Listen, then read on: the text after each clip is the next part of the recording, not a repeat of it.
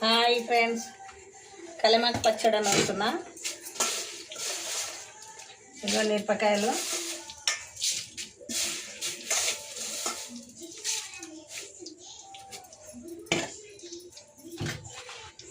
జీలకర్ర, మెంతులు,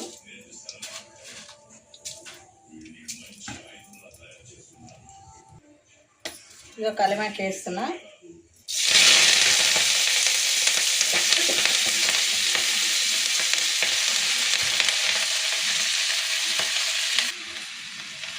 ఇదిగో కలిమాకు పచ్చడి నూరుతున్నాను నేను.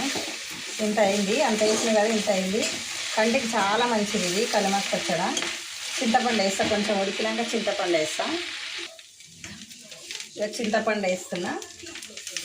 అంతా పుల్లగా చూసి వేసుకోవాలి, పుల్లగా ఉంటుంది, చాలా పుల్లగా ఉంది ఇది. చింతపండు వేస్తున్నా. పసుపు వేస్తున్నా కొంచెము. ఫస్ట్ మిరపకాయలు మిక్సీలో పడతా. ఉప్పు వేస్తున్నా కొంచెము.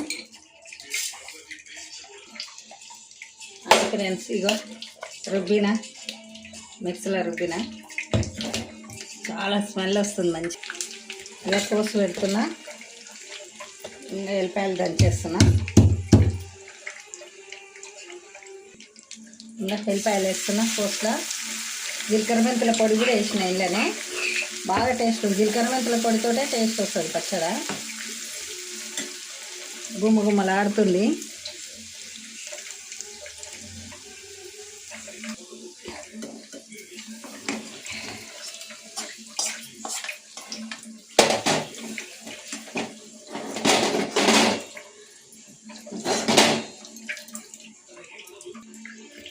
అయిపోయింది కలిమాకు పచ్చడి.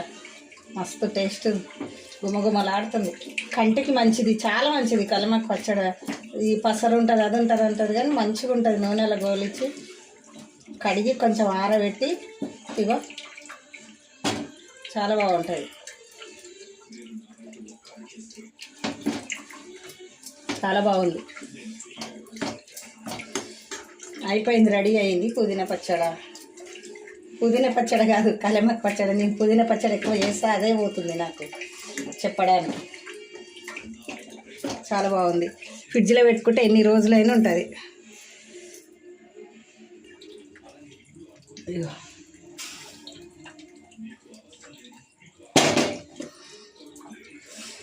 చాలా ఒంటికి, గంటికి, అన్నిటికి మంచిది.